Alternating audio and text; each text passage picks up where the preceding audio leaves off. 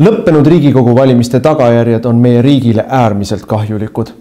Eestis on võimule tõusmas ajaloo kõige vasakpoolsem ja globalistlikum valitsus, mistõttu meie püsimine iseseisva rahvusriigina on sattunud väga suurde ohtu. Peale selle lasub valimistel pettuse kahtlus.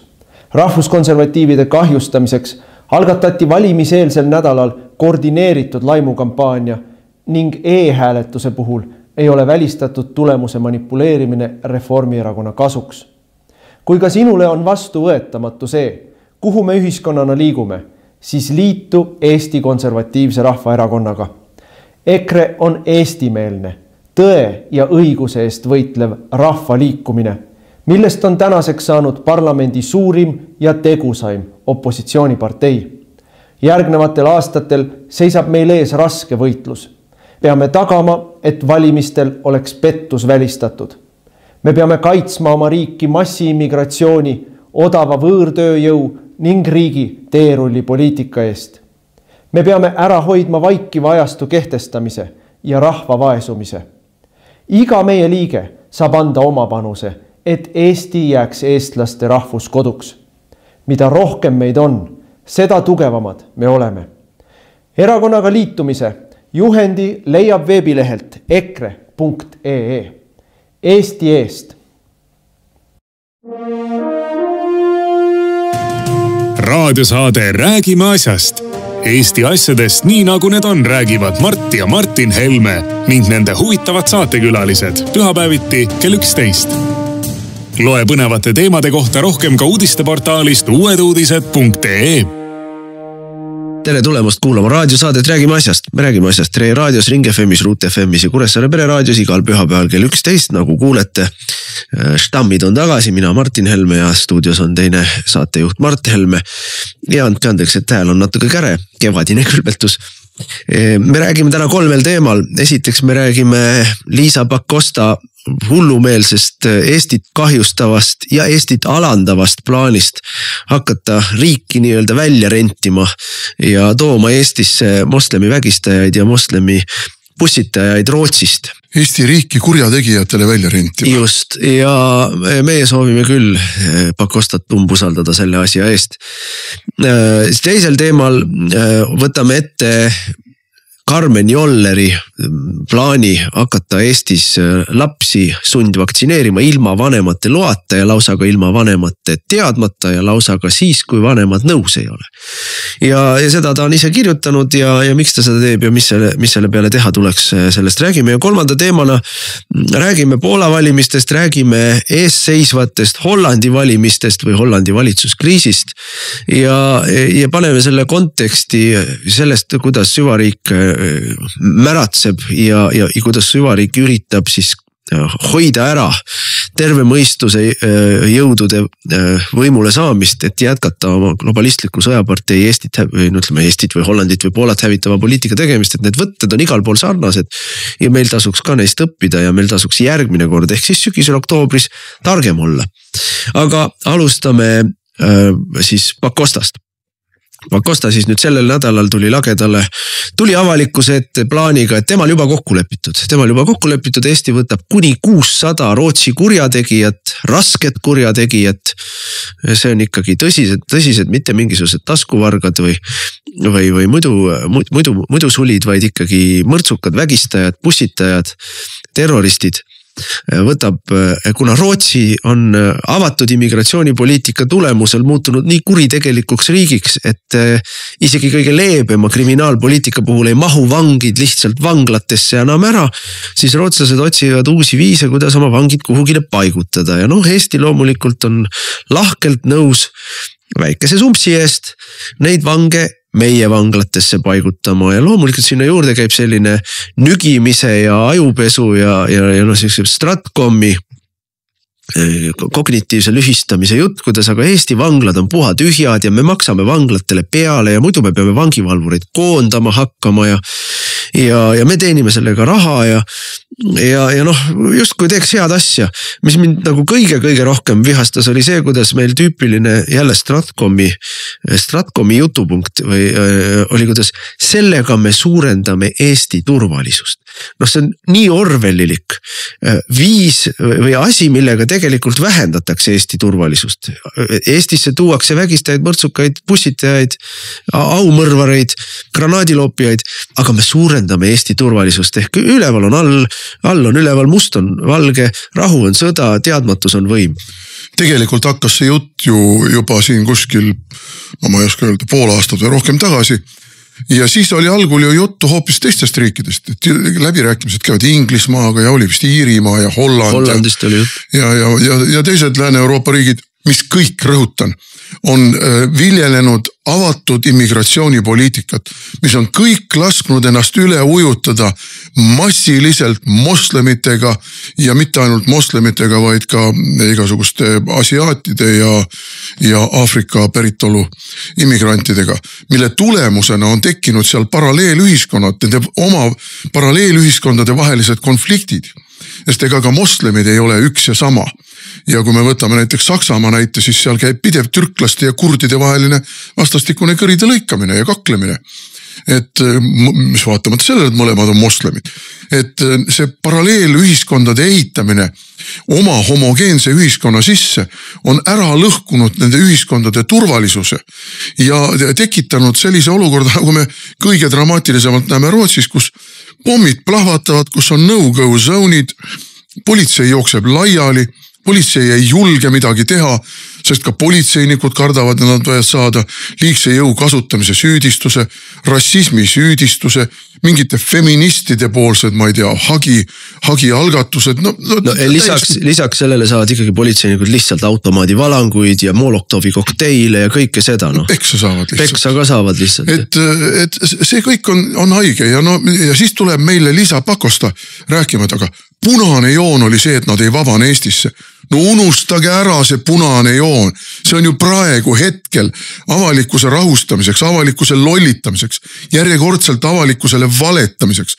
Sest ega siis see režiim, siin ei toimu enam mitte midagi ausalt. Siin ei ole mitte midagi ausat enam.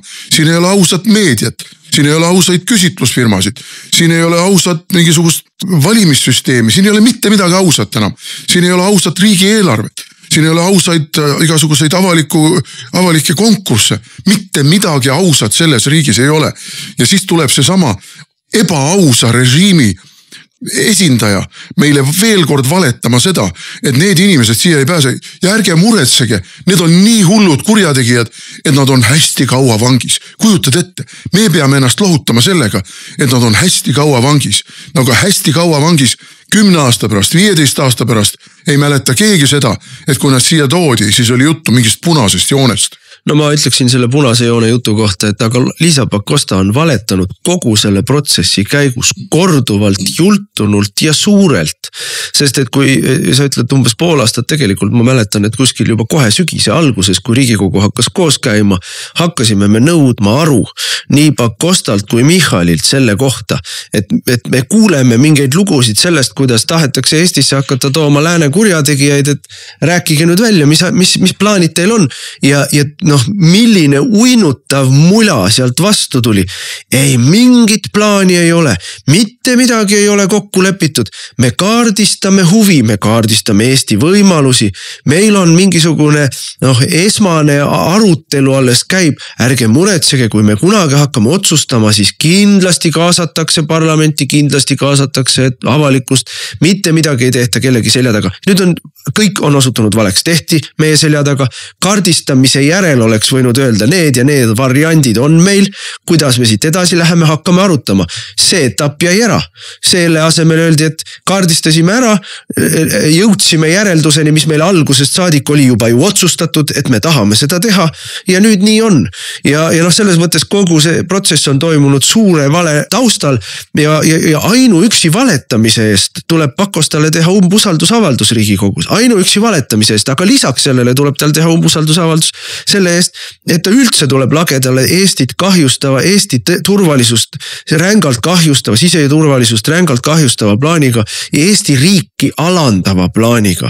Ja loomulikult tegelikult Pakostal on ju paturegister pikk.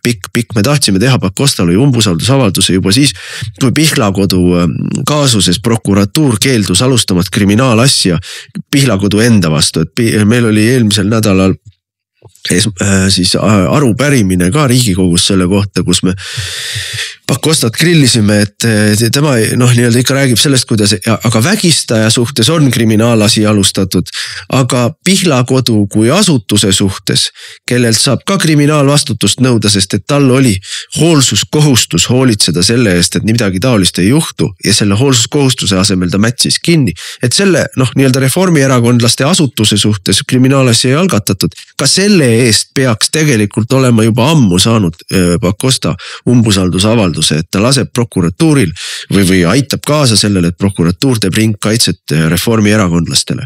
No selle prokuröri ja mitte ainult selles kaasuses, tegelikult on neid kaasuseid, kus prokurörid on siin sigatsenud, võltsinud andmeid ja esitanud kohtus valetanud vale fabritseeritud dokumente ja mida kõike. Et ka selle kohta me oleme ju teinud arupärimisi ja infotunnis küsimusi ja mida kõike. Mitte midagi ei juhtu ja see on ka näide sellest, kuidas minister ei tule oma tööga toime, sest ministeeriumil on kohustus teostada järelevalvet prokuratuuri üle ja minister vastutab selle eest, aga minister ei vastuta, vaid räägib meile mingit sõna otseses mõttes kelbast juttu sellest, kuidas tegelikult on kõik korras ja prokuratuur töötab väga hästi ja muidugi probleeme on, aga see on seotud sellega, et prokuröre on vähe ja töökoormus on suur. Ja küll meile osatakse ajada lolli juttu. Küll me saame veel näha nende vangidega seoses seda, kuidas Michal, kes elab ju Kremlis oma mõttemaailmaga, kuidas Michal tuleb meile rääkima, kuidas vangide vastuvõtmine Euroopa riikidest näitab meie kuulumist Euroopasse ja seda, et meie ei ole Kremli ja Venemaa mõjusfääris. Küll tullakse veel sellise lollaka jutuga ka välja. Ja Michal ei oska mitte millestki muust rääkida, kui ainult sellest, kuidas Kreml tegi ja Putin tegi, et ma ikka iga kord, kui ta räägib meile, kuidas Putin on Eestis maksude tõstja, siis mina küsin, et aga võib-olla Michal, Ligi, Keldo loobute Putini heaks töötamast ja ei täida tema poolt antud korraldust Eestis makse tõsta. Võib-olla lõpetate ära Kremli heaks töötamise, reformierakondlased. Kui teie meelest Putin oli see, kes tõstis Eestis makse, siis miks te seda käsku täidate? Aga ma selle vangide asjus ütleks ka veel seda, et Pihlakodu teemale lõpetuseks või juurde, see infot või mitte infot, vaid arupärimine, mis meil esmaspäeval oli ikka päris, selles mõttes stressav kuulata jälle seda õudset rumalat juttu või süüdimatut juttu, ma ütleks. Et kuidas Pakosta teatab meile, et jah, see paragrahv on olemas, mis võimaldab ka kriminaalsüüdistust esitada juriidilisele isikule, antud juhul siis reformierakondliku kuuluvusega Pihlakodule,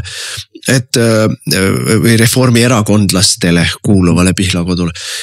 Aga prokuratuur ei peaks tegelema igaks juhuks paragrahvide katsetamisega, et kas töötab.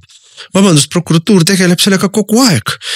Prokuratuur katsetas igaks juhuks, kas saab kriminaalkorras süüdi mõista Marti Kuusiku. Prokuratuur katsetas igaks juhuks, kuidas töötaks karistus Gert Kingo peale seoses kuluhüvitistega, mida kunagi varem ei ole olnud ja kunagi hiljem ka ei ole tulnud.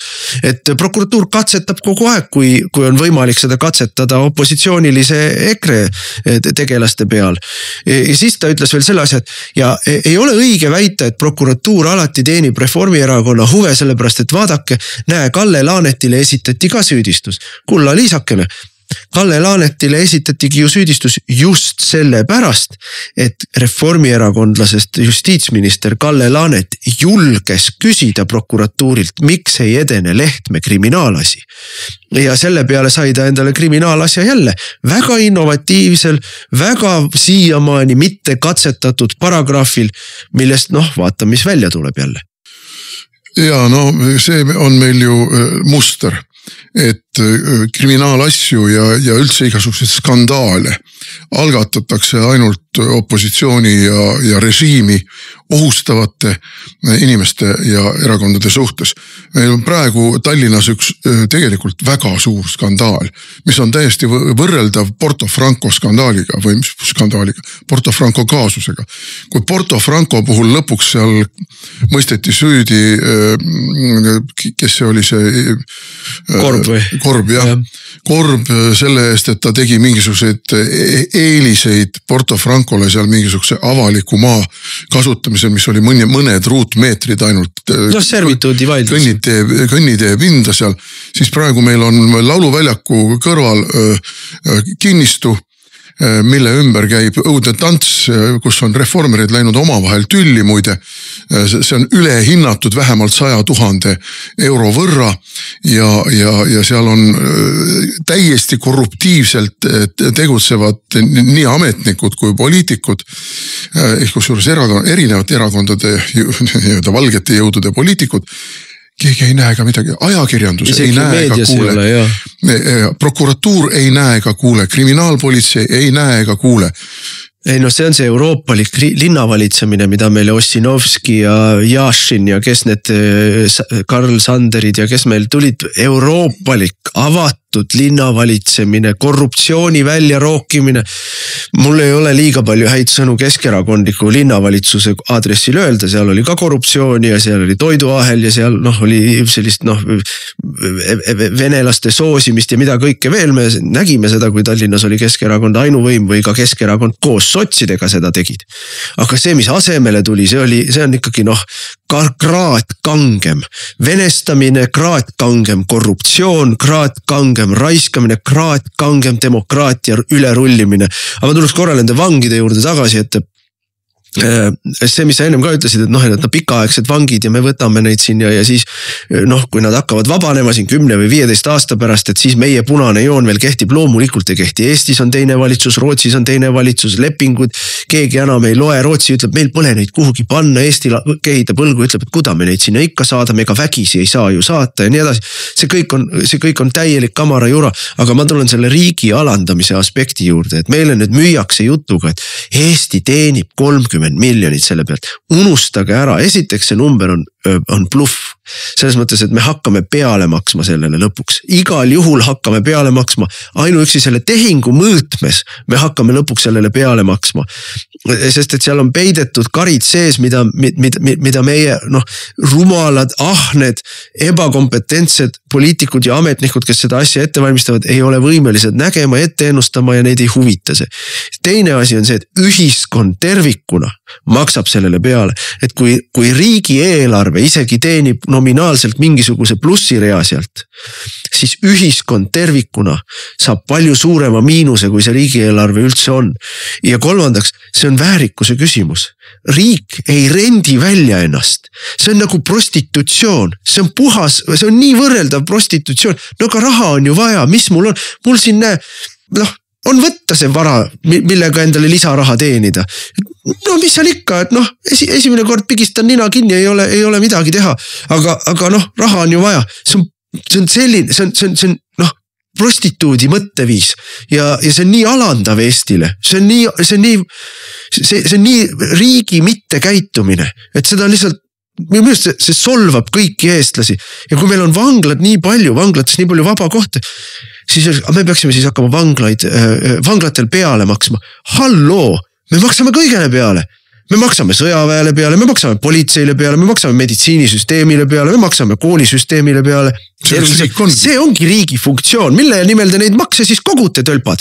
Selleks kogutegi makse, et riik funktsioneeriks, et kurjategijad oleks tänavatelt kokku korjatud ja pokri pistetud. Ja nii ongi ja ärme jätta rääkimata ka sellest, et kes ehitas lööktöö korras hiigel suuri vanglaid, et omadele jälle suuri tellimusi teha. Need olid jälle reformierakondlased. Ette oli teada, et üledimensioneeritakse need vanglad. No siis pange kinni üks vangla ja koondage need vangid 2 vanglasse. Eestis 3 suurt vanglat on minu meelest. Pange üks kinni ja kogu lugu, mis seal sikka vangla on võimalik ka ümber ehitada hotelliks või ei tea, korteriteks, milleks iganes. Selles suhtes me näeme ju seda niisugust postindursed reaalset ühiskonda Lääne-Euroopas, jumal hoidku, mida kõik ei ehitata ümber igasugusteks elu- ja kontorihooneteks. Endiseid vanglaid, endiseid kirikuid, endiseid mingeid laohooneid, endiseid patarikindlus. Patarikindlus oli ka pikki aastaid oli vangla, ennem seda oli sõjaväe osa. Palun väga See on nii rumal jutt. See on jälle mingi Exceli tabeli ninanokkijate jutt. Ei no see on ju selleks, et on vaja ajusid pesta, on vaja propagandat teha, mis mind hämmastab. Postimehes oli Gallup ja Postimehe Gallupis on 50-50. 50% ütleb, et ei tohi mitte mingil juhul neid vange siia tuua, aga 50% ajupestud jobusid ütleb, et jaa, tore, las tulevad. Aga pane tähele, selleks nad teevadki seda. See on Eesti 200 ja see on Reformierakond, kelle agenda, kui nad ise sellest aru ei saa, siis nende niiditõmbajad saad ikka aru. Nende agenda on ajada lühisesse Eesti inimesed ja ajada täielikult sõlme Eesti ühiskond, täiesti paralüüsi ajada Eesti inimesed, kui sulle tulevad ministrid, kes räägivad sellest, et maksude tõstmise järel on, teile jääb raha rohkem kätte, kuidas jõhkrate kurjategijate Eestisse toomise järel meie turvalisus suureneb. Kui sul on ministrid, kes räägivad sellest, kuidas võimatu. Julgeolek tähendab sõda. Just, et see tegelikult on ju meie kognitiivsesse lühisesse ajamine, see on inimeste trollimine, inimeste hulluks ajamine trollimisega.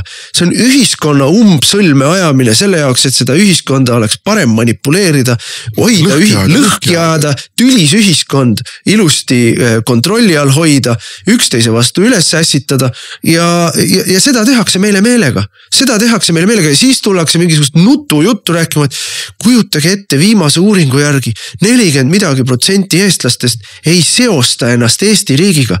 Ei tea küll, kuidas see juhtus, kui kõikidel riigiasutustel on mingi teise riigi lipp peal. Ei tea, kuidas see küll juhtus, kui öeldakse, et kui teile ei meeldi, minge siit minema. Ei tea, kuidas see küll juhtus, kui teile pandi süstal vägisi õlga ja öeldi, et peab hakkama meeldima. Ei tea, kuidas see juhtus, kui te tõstate kõiki makse, võtate lastetoetused ära ja irvitate näkku. Kuidas see juhtus, kui te sõitsite 2/3 ühiskonnast üle oma homo perverssuste seadustega.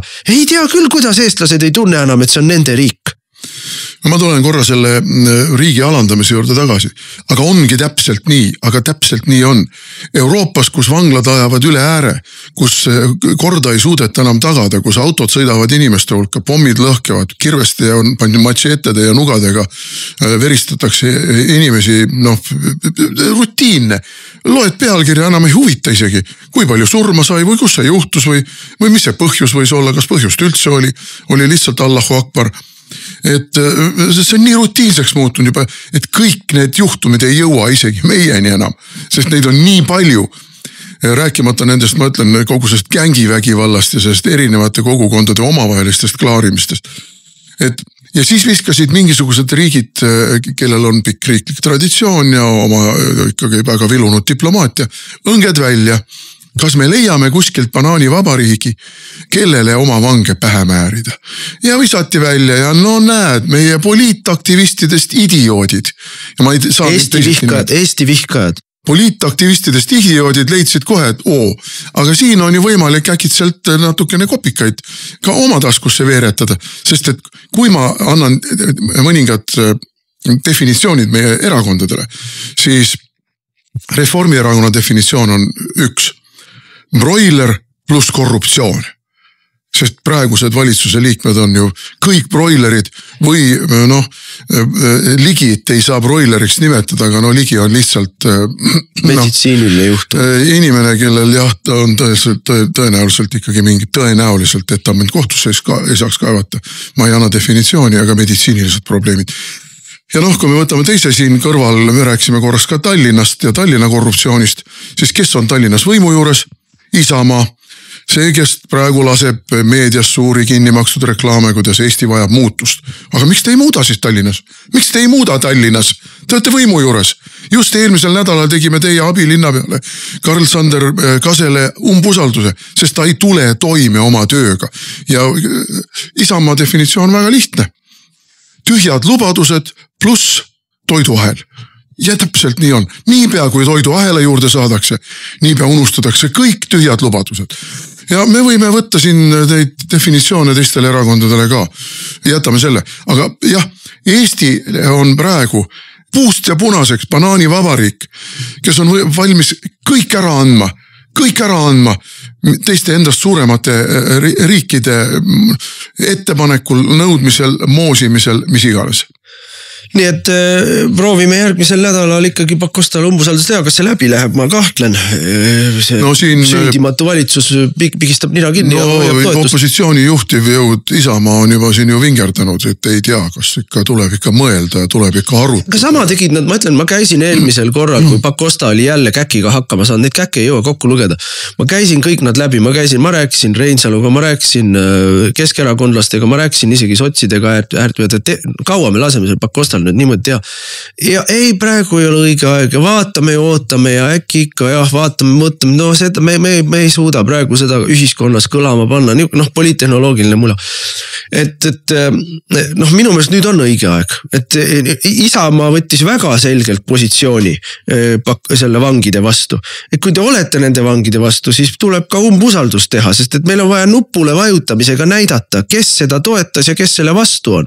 Meil on vaja allkirjadega näidata, kes selle vastu on ja kes selle vastu ei ole.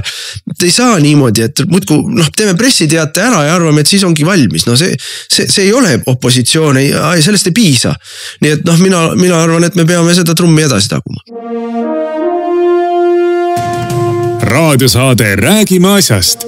Eesti asjadest nii nagu need on, räägivad Mart ja Martin Helme ning nende huvitavad saatekülalised pühapäeviti kell 11. Loe põnevate teemade kohta rohkem ka uudisteportaalist uueduudised.ee. Jätkame saadet, jätkame järgmise kohutava Eestit kahjustava, Eestit vihkava, Eesti inimesi mõnitava ja alandava ministriga, selleks on Karmen Joller, kes on kõik, mida ta puudutab, läheb hapuks. Aga nemad oli lagedale, me kõik mäletame koroona ajast, milline fundamentalistlik, totalitaristlik lähenemine temal oli. Kõigile süstid õlga nii palju, kui vähegi jõuame, küsimusi küsimata. Inimesed on unustanud võib-olla sõna triaaž.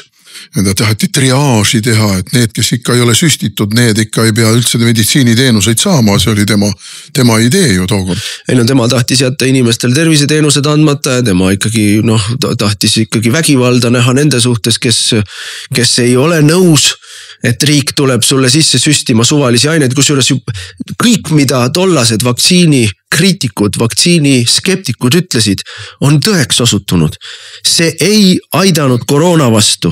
Sellel on rängad kõrvalmõjud, tervist kahjustavad kõrvalmõjud. Vaata, kuidas inimesed surevad nagu kärbsed. Meil on iga nädal mõne tuntud inimese surmakuulutus või... Uurimuse järel kinnitab punkt 1, koroonavaktsiinid mõjuvad hävitavalt inimeste viljakusele, nii naiste kui meeste viljakusele. Mida me näeme Eestis? Täielik demograafiline kollaps on toimunud viimasel 3 aastal. Huvitaval kombel just pärast seda, kui hakati süstima. Nii öelda koroonavaktsiiniga, täpselt sama näeme teistes riikides. Juba tookord räägiti, kui kohutavalt ohtlik on see siis südamehaigustele, kuidas ta tekitab kroonilisi südamepõletikke. See on kinnitust leidnud. Juba tookord räägiti, et on vähihaiguste uuringud on tegemata ja seal on riskid. Tänaseks päevaks kõik räägivad turbovähist, kui palju on inimesi, kes avastavad endal vähi ja mõne kuuga on lõpetatud. See on kõik koroonavaktsiiniga seotud, kõik viib tagasi. Kuidas ta on muutnud inimeste, kuidas see koroonavaktsiin muudab inimeste geeni, kuidas ta nii-öelda ladestub ja settib inimeste organitesse. Kõik need hoiatused ja mured ju tol ajal kuulutati uhuu-teaduseks ja põhimõtteliselt Vene propagandaks ju. Ja jälle, kõik me olime Kremli agendid. Kuidas mind on mõnitatud ja mõni idioot mõnitab tänase päevani, kus hanerasv, tahtis koroonat hanerasvaga. Ja ma ütlen teile sõbrad, hanerasv oleks parem olnud kui teie vaktsiinid.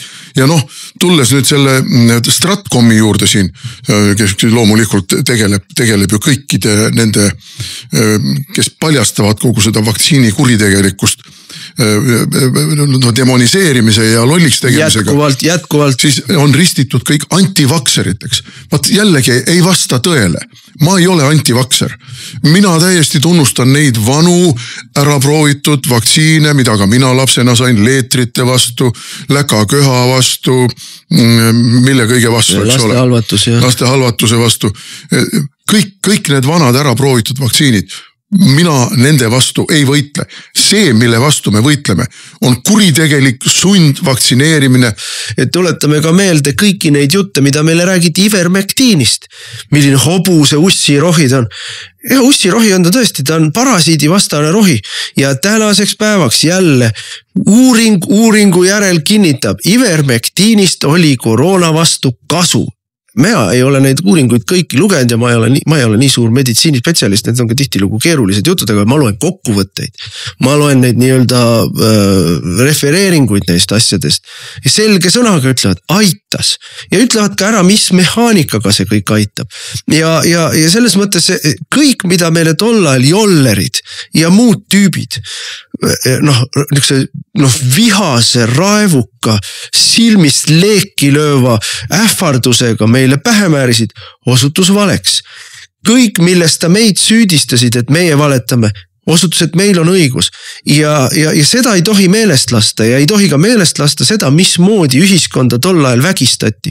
Kuidas sunniti inimesi töökoha kaotuses, äri sulgemisega ja ka ühiskondliku stigmatiseerimisega, kuidas sunniti inimesi endale sisse panema aineid, mida nad tegelikult ei vajanud, mille osas neil oli skepsis ja mis tegelikult on osutunud neile kahjulikuks. Et joller marssis selle brigaadi ees otsas lippude lehvides ja nüüd on see inimene pandud meil nii-öelda terviseministriks või sotsiaalministriks, on tänapäeval nimetame. Ja ta nüüd kasutama oma positsiooni, et jätkata. Ja paneme siia taustaks on käivitatud on ju ka mingi... Aga omal ajal ütles ta muide ju prohvetlikud sõnad, mida ta nüüd on asunud teoks tegema. Me süstime need lapsed ära nii kui nii. Ja, täpselt nii. Ja temal oli plaan kogu aeg teada, tema on ka muidugi WHO suur entusiast ja fänn ja läbisuru ja uus algatus on siis nüüd selline, et meil toimuvad mõningad vaktsineerimised, suurem osa vaktsineerimisi toimub imikueas, eks ole, kohe pärast sündi toimub üks süst, siis kuskil 6-kuuliselt toimub üks süst, siis aastaselt toimuvad mingid süstid. Ja minu meelest tuleks ka need süstid väga hoolega üle vaadata. Ameerikas arvatakse, et osad nendest süstidest tekitavad autismi. Arvatakse, et osad nendest süstidest tekitavad mingeid kroonilisi haiguseid ja siis see RF Kennedy on otsustanud need kõik vaadata üle, teha vastavad uuringud ja rookida välja ja kuulutada tervisele ohtlikuks osad vaktsiinid. Ja siis osad süstid toimuvad siis, kui kooli lähed ja siis on niimoodi, et neid süste tehakse ka koolis. Ja osad süstid on nii-öelda kampaania korras süstimised, mida tehakse kooli õe juures. Ma ei tea, näiteks seal gripivastaseid ja muid asju. Ja seal on niimoodi, et selleks, et seda süsti teha tänasel päeval, lähtudes Eesti Vabariigi põhiseadusest muide, on selge sõnaga öeldud, et selleks tuleb luba küsida, vanemate luba küsida. Vastutava isiku käest. Just. Nüüd joller tahab selle loa küsimise ära kaotada ja öelda, et vanemad peavad koolile saatma kirja, et nad ei luba süstida ja isegi sellisel juhul, kui laps ise tahab süstida ja kooliõde leiab, et laps saab aru, mida ta teeb. Et siis ikkagi tehakse see süst hoolimata keelust ära. Ühesõnaga, tegelikult saadetakse lapsed kõik arstiõe juurde, arstiõde ei huvitu, on luba, on keeld, vaatab otsa, küsib, oled nõus, kui nõus ei ole, siis ta pead olema nõus ja mida see 8 või 10 aastane sul seal ütleb. Et see on sundvaktsineerimine, see on vanemate selja taga sundvaktsineerimine. Minu põhiprobleem sama, mis sa rääkisid. Ma ka ei ole vaktsiini vastane. Aga ja ma kuulen seda reklaami, et vaata, siin ju sind omal ajal vaktsineeriti ja mind ja midagi ei ole muutunud. On küll muutunud. Need vaktsiinid on muutunud. Need ei ole samad vaktsiinid, mis nad olid 10, 20 või 50 aastat tagasi.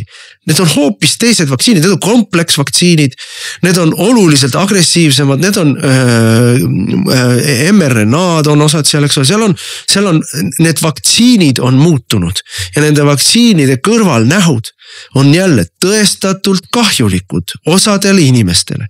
Nii et ja siis kurdetakse, aga meil on probleem selles, et inimesed ei vaktsineeri, me peame midagi ette võtma. Ma olen nõus, et midagi tuleb ette võtta, siis tuleb kõrvale jätta need vaktsiinid, mis tekitavad inimestes negatiivseid siis tervisekahjustusi tekitavad, mis tekitavad negatiivset tagasisidet. Need tuleb kõrvale jätta, minna tagasi nende asjade juurde, mille puhul oli kindel ja teada, et nad ei tekita kõrvalnähtusid. Me ei näe ju kuskil mingisugust massilist suremist mingisugusesse koroonasse või covidisse, mis iganes nime talle antaks. Sellist asja ei ole ju. Miks me peame seda massilist süstimist tegema praegu? Ja tuletame nüüd meelde, et mida me rääkisime, kui me ütlesime, et Eestisse ei tohi tuua sadade kaupa inimesi Ukrainast, sest üks sellega kaasnev nähtus on nakkushaiguste levik. No jumal hoidku, kuidas meid selle eest mõnitati, sind isiklikult selle eest mõnitati. Ja, et ei tohtinud rääkida sellest. Aga kui meil on probleeme erinevate parasiithaigustega ja meil on probleeme erinevate nakkushaigustega, mida Eestis ennem ei olnud, siis põhjus ei ole vähenenud vaktsineerimises. Põhjus on suurenenud immigratsioonis. Saage oma põhjusest aru ja tegelege selle põhjusega. Mitte ärge tulge siis meie lapsi kahtlaste ainetega sunniviisiliselt vaktsineerima. No see on nüüd juba täiesti fašistlik, mis toimub. Totalitaarne riik jälle. Seda ei saa nimetada teiseks, kui ja mina ütlen muidugi ikkagi ka seda, et kuulge kulla tohtrikesed ja kulla meditsiiniõed, kes te kavatsete kriitika vabalt, kui selline seadus meil sellise kuritegeliku parlamendi poolt, nagu meil praegu seal selle Eesti 200 ja teiste ülekaaluga on, reformi ülekaaluga on, läbi surub. Kus on teie Hippokratese vanne?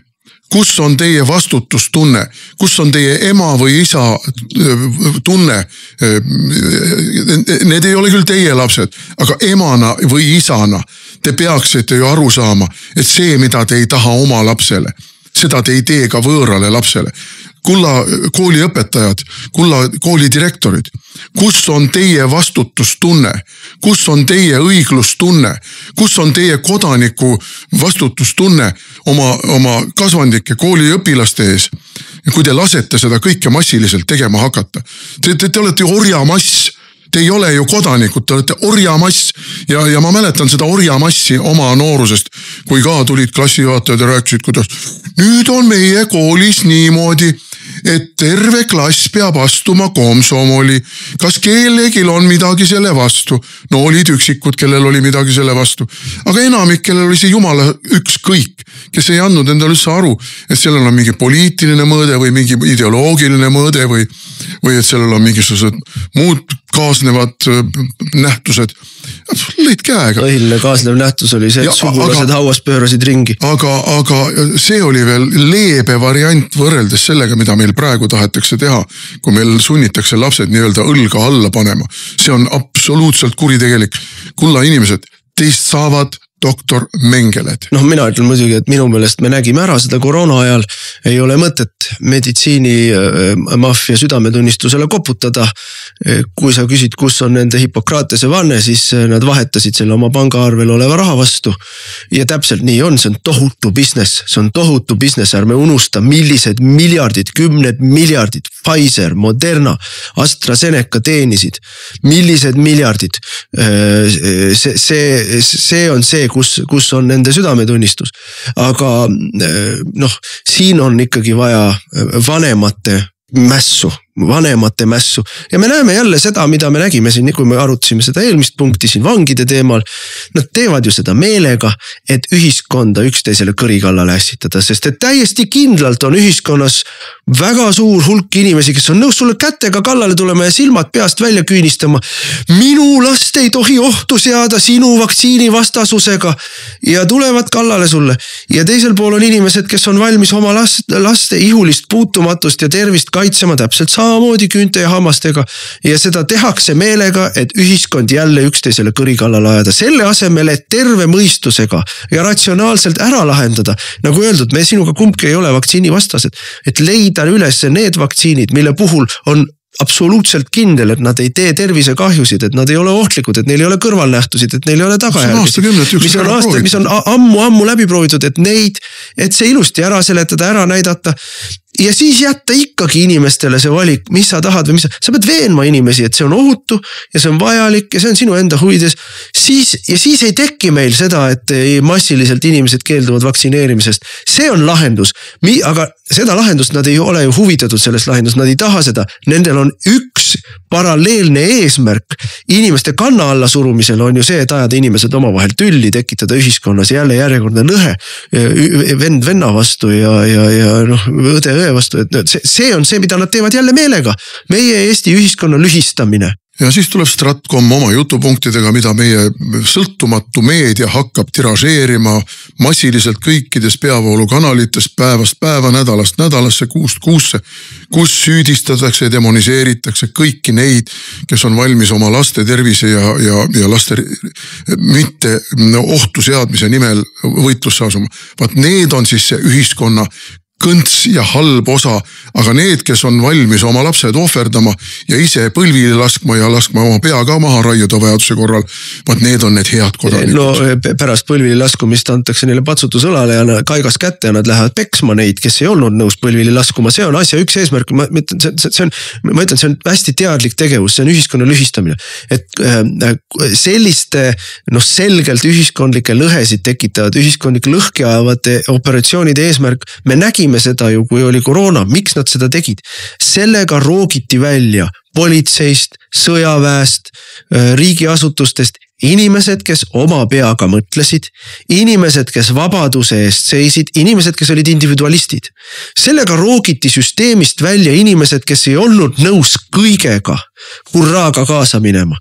Ja tulemuseks on meil politsei, mis on valmis minema oma rahva vastu, sõjavägi, kes on valmis minema kohe sõtta Venemaaga, andmata endale aru, mis siis selle tagajärg on. See tulemus on, nad said, mis nad tahtsid. Nad rookisid välja inimesed, kellel on pea otsas, kes mõtlevad iseseisvalt, kes kaaluvad, argumente vajavad. Need lükati kõik kõrvale ja siis demoniseeriti ära. Iseseisev mõtlemine on tänasel päeval ju Kremli narratiivi esitamine. See on jõudnud jälle järjekordse orwelliku absurdini. Niipea, kui sa oled režiimi suhtes kriitiline, mingite režiimi otsuste suhtes kriitiline, nii sa esindad kohe Kremli huve. See on niivõrd haige, et see lihtsalt ei ole võimalik teistmoodi selle kohta öelda. Aga ega Jollerist rääkides, ta on ju muudegi toredate innovatiivsete ideedega tulnud välja, kuidas EMO-sse ei peaks üldse inimesed pääsema enam. EMO-sse ainult perearsti saatekirjaga. Mis te nüüd nalja teete? Ma murran jalaluu ja keset ööd näiteks kuskil jalgrattaga kukkudes või mis iganes. Ja lähen siis keset ööd kell 3 öösel näiteks, toome lihtsalt hüpoteetilise näite. Lähen siis perearsti, ma ei tea, perearsti nõude telefonilt või kus kohast ma siis selle saatekirja peaksin saama sinna EMO-sse. Valudes oigavana ja liikumisvõimetuna või võib-olla ma üldse kukun peaga vastu asfalti niimoodi, et ma ei olegi võimeline. Kas üldse on tervet mõistust natukenegi järgi jäänud? See ei ole terve mõistuse küsimus. Ta teenib kurjust. Kõik, mis ta teeb, teenib kurjust. Tema ongi Davoslane Eestis. Tema ongi Maailma Majandusfoorumi üks agenda ellu viijates Eestis. Mida rohkem inimesed kannatavad, mida rohkem inimesed surevad, mida rohkem on inimesed võimu kanna alla surutud, seda parem. Siis on ülesanne täidetud. Siin ei ole küsimus selles, et ta on loll. See on küsimus selles, et ta on kurjust täis. Ma lugesin, mäletan enam. Loll võib ta ka olla, need ei välista üksteist. Intellektuaalse säravusega meil praegused valitsuse liikmed keegi, kaasa arvatud Kristen Michal, ei hiilga. Keegi nendest ei ole terav pliiats. Mõni on lausa murdunud pliiats nagu Ligi. Aga lugesin, see oli üks saksa filosoof, jah. Saksamaal väga tunnustatud, aga võimu poolt viltu vaadatud filosoof, mul nimi ei karga praegu pähe, kes ütleb, et Euroopa, ütleme see nii-öelda euroopalik tsivilisatsioon, et Ameerikas on nüüd tekkinud tõrge, on täiesti fašistlikul kursil. Ja see fašistlik kurss väljendub selles eelkõige, et kõik püütakse teha riigi keskseks. Riik võtab endale kõik õigused ja volitused ja jätab ainult oma suva kohaselt mingid õigused ja volitused ka ettevõtjatele, kodanikele, kultuuriinimestele, ajakirjandusele, ühesõnaga kogu muu neile, kes sitsivad. Ja, aga nendelt ootab ta loomulikult omakorda lojaalsust. Et ma lasen sul teha äri, sa võid ju oma autosid toota ja müüa, aga kui mina ütlen sulle, et sa hakkad ainult elektriautosid tootma, siis sa toodad ainult elektriautosid. Kui ma ütlen, et sa toodad ainult, ma ei tea, seda ühte autosorti, nagu olid seal Ida-Saksamaal mingid trabandid ja mis seal oli, siis sa toodad ainult neid ja nii on kõikide asjadega. Ja. Et see ongi fašism. Vaadake, sõbrad, ei ole mitte kuskil Hiinas või Iraanis tegemist autoritaarse režiimiga. Autoritaarsust tehakse meie oma silme all ja meie oma kaasosalusega fašistliku riigi mudeli näol praegu Euroopa Liidus. Raadiosaade Räägime asjast. Eesti asjadest nii nagu need on, räägivad Mart ja Martin Helme ning nende huvitavad saatekülalised pühapäeviti kell 11. Loe põnevate teemade kohta rohkem ka uudisteportaalist uueduudised.ee. Jätkame saadet ja räägime natukene tegelikult räägime fašismist edasi, et see ju on üle-euroopaline probleem. Ma olin eelmisel nädala lõpul Budapestis ja kohtusin seal oli mitmeid poolakaid kohal, muuhulgas endine peaminister Morawiecki ja endine asejustiitsminister, ei suuda ta nime öelda, ta eesnimi oli Martin ehk Maršin. Aga kes on Poolas kohe, kui toimus Poolas võimuvahetus ja nii-öelda avatud ja euroopalik ja liberaalne ja euromeelne siis kodanikuplatvorm ehk ongi see liberaalne fašism. Võimule sai, nii nad hakkasid represseerima eelmise valitsusaegseid poliitikuid, eelmise valitsusaegseid ametnikke, eelmise valitsusaegseid kohtunikke ja üks, kellele nendele eriline raev peale langes, oli siis seesama endine asejustiitsminister, kes viis läbi Poolas justiitsreformi, mille käigus siis vahetati välja või sisuliselt saadeti pensionile endistest kommunistidest kohtunikud, kes kõik olid hakanud pärast kommunistliku režiimi lagunemist, olid hakanud siis Euroopa-meelseteks ja olid hakanud siis tegema poliitilisi Euroliidu otsuseid. Me kõik teame. Me oleme Eestis seda terve rea peaministrite näol näinud. Nii et ja talle siis manufakteeriti 11 erinevat kriminaalasja, alates korruptsioonist ja lõpetades võimu kuritarvitamisega ja tal on seal veel mingisugused, mis iganes, fantaasia on ainult piiriks.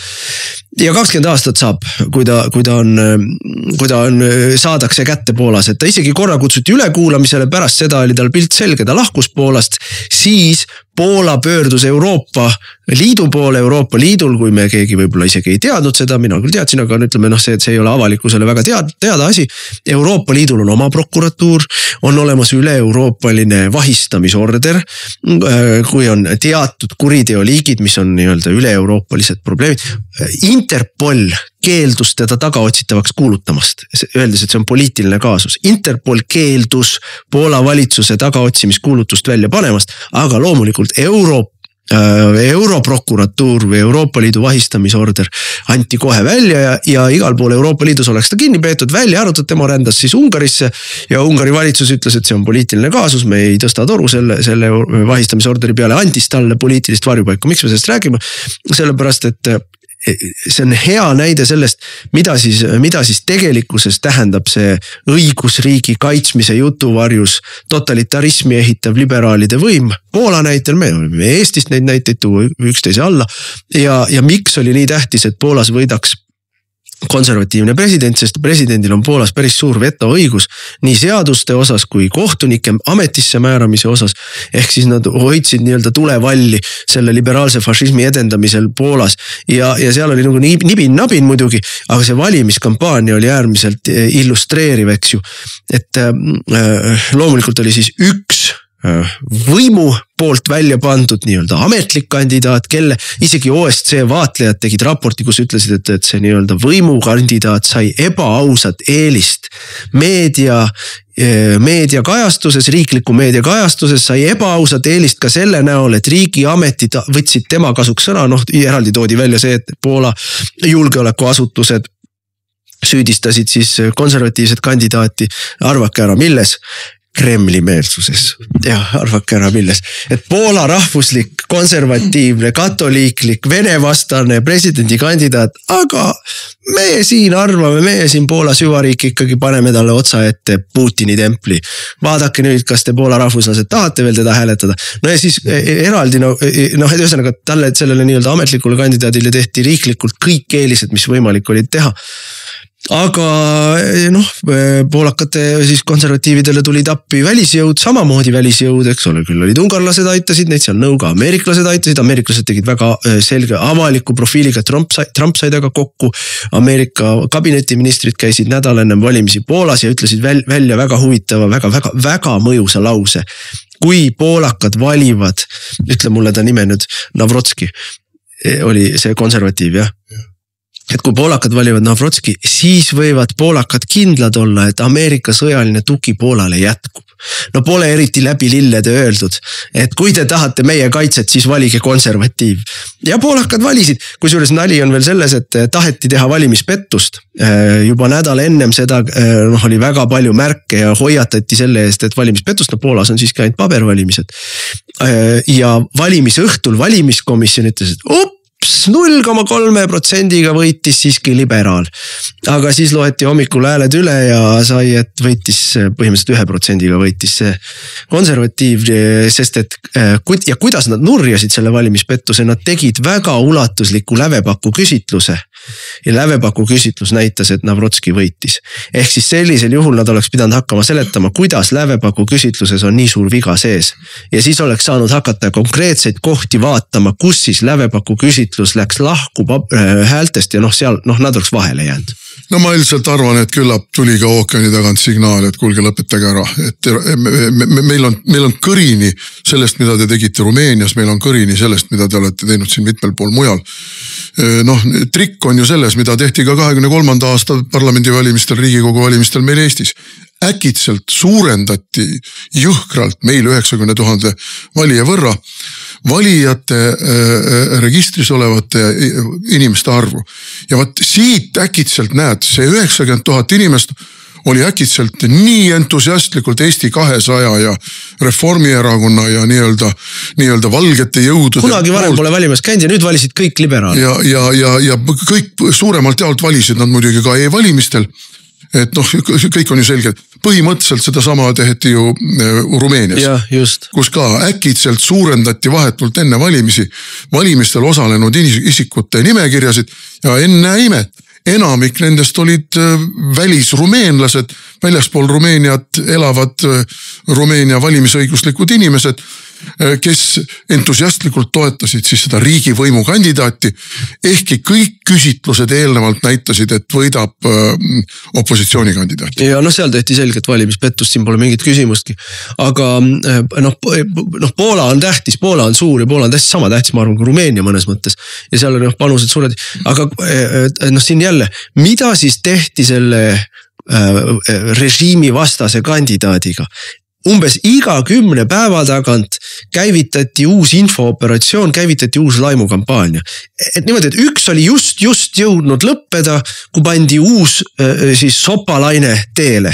Ja mida kõike teda talle kaela, et ta on nooruses prostituute vahendanud ja et ta on illegaalsetes kaklustes, et ta oli kunagi noorena oli boksi ja ta oli jalgpalli huligaan. Ja ta oli jalgpalli huligaan ja ühesõnaga loomulikult Vene agendiks tembeldati teda, aga iga niisuguse suures järgus 10 päeva tagant, natuke vähem kui 2 nädala tagant tuli siis uus laine nii-öelda meie mõistes Prigožini skandaale talle kaela. Ja mis on nagu oluline oli see, et nad olid valmis ja nad suutsid sellele vastu võidelda sellega ja poolakad ei neelanud seda juttu alla.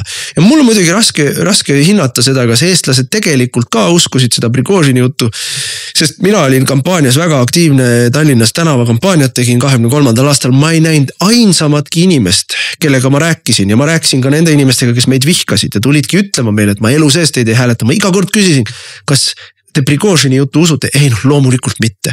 Et mitte keegi ei uskunud seda Prigožini juttu. Ma arvan ka Poolas keegi seda ei uskunud, ma arvan ka Eestis keegi seda ei uskunud, aga selle nii-öelda skandaali najal sai siis valimistulemusi võltsida ja öelda, et loomulikult need tulemused muutusid nii järsult, sellepärast et see on ikka tõsine asi, mis neile ette heideti. Ehk siis Poolas ei läinud rahvas nende infooperatsioonide liimile, see on nagu oluline asi, millest aru saada ja ma hüppaksin siit Poolast nüüd Hollandisse. Eelmisel nädala lõpul ajasin jutuga siis Geert Wildersiga, Hollandi senimaani, siis ta veel oli valitsuse liige, aga siis ta juba rääkis, mis neil seal toimub kõik. Wilders, tuletan meelde 23. aasta sügisel olid Hollandis valimised, Wildersi partei võitis need valimised, 8 kuud tehti koalitsiooni läbirääkimisi ja lõpuks saadi valitsus kokku sellel tingimusel, et valimised võitnud partei ei saa peaministri kohta. Kes sai peaministri koha? Endine luureülem. Ja ma küsisin, miks te siis endise luureülemaga nõus olite, et 8 inimest ennem seda ütles ära. Me kõik neid luuremänge teame, need 8 inimest oli pandud üles variantidena, et kui saab, siis teeb, mis vaja ja kui ei saa, siis ta on kulutatav materjal. Meil on järgmised 5 inimest variantidena varus, keda saab panna. Kogu mängu ülesanne, kogu mängu eesmärk oli lasta Wildersil parteil valitsusse saada nii, et nad ei saaks mitte midagi teha. Ja nad on nüüd natuke rohkem kui aasta otsa on valitsuses olnud. Koalitsiooni läbirääkimised olid hästi keerulised ja rasked. Nad panid koalitsiooni läbirääkimistel kokku väga range immigratsiooni poliitika paketi, tõesti range. Näiteks ma toon näite, millest siis veel aasta tagasi keegi ei rääkinud, kui Trump tõi sellisesse peavoolu juttu, tõi siis need arutelud, et repatrieerimise või riigist välja saatmise, aga aasta tagasi sellest veel niimoodi ei räägitud. Aga Wildersi partei pani koalitsioonileppesse sisse, et isegi kui sa oled sündinud Hollandis ja su mõlemad vanemad on marokolased, siis saadetakse sind Marokosse. Et lihtsalt saadetakse riigist välja, et hakatakse riigist välja saatma neid inimesi, kes on tulnud massiliselt sisse. See ei loe, et sa oled terve elu seal elanud, see ei loe, et sa oled 30-aastane, saadetakse Marokosse välja, see läks koalitsioonileppesse kirja. Ja siis hakati valitsema ja mitte ühtegi punkti ei täidetud. Kõik seaduseelnõud blokeeriti, kõik valitsuse otsused blokeeriti. Ja Wilders pani lõpuks siis mõni nädal tagasi ultimaatumi lauale, ütles, kui me ei hakka täitma neid asju, siis me kukutame valitsuse. Ja minu meelest on seda väga hästi strateegiliselt läbi mõeldud. Nüüd tulevad erakorralised valimised. Erakorraliste valimiste keskne teema on immigratsioon, sest valitsus kukkus immigratsiooni tõttu. Ja teine, mis ma vaatasin, Wilders esines siin väga tugeva Iisraelit toetava avaldusega. See on tal ka teadlik strateegiline valik, sest siis ütleme Hollandi kogu poliitilise vasakspektrum on marutõbiselt palestiinameelne või ja see annab talle võimaluse siduda vasakpoolsed ära moslemitega ja minna valimistele selges vastandumises. Kõik vasakpoolsed, kõik rohelised, kõik nii-öelda meie isamaalased on tegelikult moslemimeelsed. Tegelikult ei võimaldanud meil immigratsiooniga võidelda. Me oleme ainsad, kes tahtsid seda teha, meil on vaja anda veel kõvem mandaat. Et kas see kõik välja mängib, ma ei oska vastata, sest et see on väga riskantne business kõik, aga ega nii jätkata ei saanud. Kui ta oleks nii jätkanud, siis ta põhimõtteliselt oleks hävinud. Jah, seda ta ütles ise ka. Sellepärast, et kui sa istud, ma ei tea, 3 või 4 või 5 aastat valitsuses ja mitte midagi sellest, mida sa oled kampaania käigus lubanud ja mille pärast inimesed on sind toetanud, riigis ei muutu ja vastu ei võeta vastavaid akte, siis inimesed ütlevad, aga milleks? See on isamaalane, tühje sõnu loobid. Jah, milleks? Ja küll tuleb Isamaa tõehetk ka. Isamaa hoiab ju meil Süvariik ja peavoolu meedia ja Stratcom hoiavad ju kunstlikult kõik üks kamp. Sest see, ma ütlen, et paukpadrunid seal mitte midagi ei ole. Nad näitavad seda suurepäraselt praegu Tallinnas. Tallinnas on olukord läinud ainult hullemaks kõigega, liikluses, hea korras. Teeninduses, rahvusküsimuses, keele küsimus. Te paugutate ja räägite, kuidas ma ei tea, kui tähtis on eesti keel ja mitte millegagi hakkama ei saa. Mitte kõige vähemagi. mitte kõige vähemagi. Üks asi, mille Isamaa on teinud Tallinnas, mitte midagi ei ole ära teinud. Lolli juttu on ainult ajad. No need aselinnapead on ka muidugi sellised, broilerid. Aga võime teha väikese tagasipõike ju ka meie valitsusse, ega siis meie valitsuses olemise puhul nii Isamaa kui Keskerakond töötasid ju meile süstemaatiliselt ja omavahel kooskõlastatult vastu. Ja eesmärk oli see, et ka meie mitte midagi tehtud ei saaks. Mis sellest, et meil olid ka küllaltki rasked koalitsiooni läbirääkimised ja surusime ikka ühte, teist ja kolmandat sinna sisse. Ja tuli ju ka lihtsalt päevapoliitikaga seoses teatud asju nagu Estonia uurimine ja mõned muud asjad. Koroona. Ja sel hetkel, kui jõudsime sinnamaale, et me suure vaeva ja valuga olime surunud asjad nii kaugele, et neid pidi hakkama Riigikogus hääletama, siis joosti valitsus pikali. Ja see meie ei hüpandalt ära.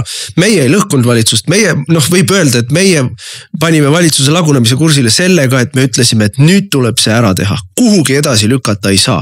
Kui te seda tahate edasi lükata, siis valitsus kukub. Ja me ei kommunikeerinud seda välja, aga eks need 20. aasta lõpus need pinged olid ju avalikkusele ka mingil mõttes tuntavad, aga niimoodi me saime väga hästi aru.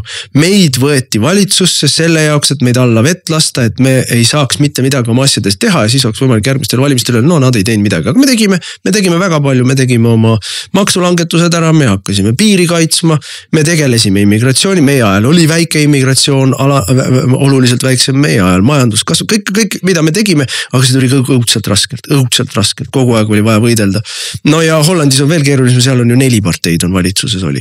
Et selles mõttes see, ja mis me näeme Hollandi näite puhul ka, Wilders sai valitsusse ja päris hästi esines ka siis see nii-öelda farmerite partei BBB.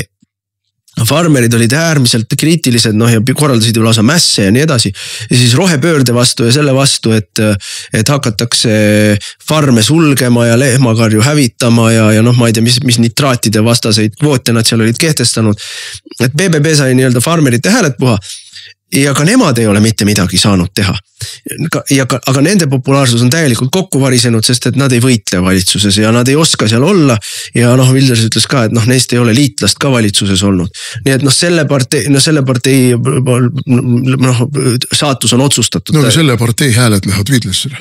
Suures osas ilmselt jah, aga miks ma seda esile tõin jälle on see, et me näeme ju Eestis, kuidas meile pakutakse ka igal valimisel tuleb nii-öelda mingi uus ja huvitav projekt. Eelmine kord oli Eesti 200, nüüd seekord pakutakse meile kõige ehedamat süvariigi projekti, parempoolseid. Ennem seda oli meil Vabaerakond, mis pidi olema see kärbsepaber, mis rahulolematud hääled kokku korjab. Ja ennem seda olid meil rohelised. Mitte keegi neist ei ole mitte kunagi tegelikult mingisugust abi toonud. Ainult EKRE on olnud see, kes on tegelikult oma lubadusi tahtnud täita ja kellel on olnud nii-öelda jõudu ja jaksu püsida sellel liinil. Võtti selliste parteide vastu nagu meie, siis tehakse ka nende nii-öelda kontrollitud ja peavooluparteide koalitsioon ja meil on kõik kontrollitud. Ärge laske ennast ära petta ka Keskerakonnal.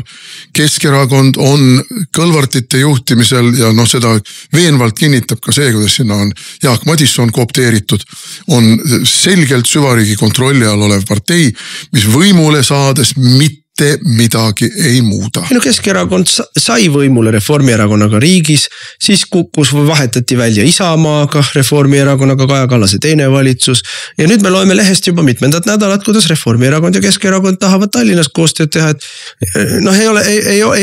ei ole režiimi vastased jõud.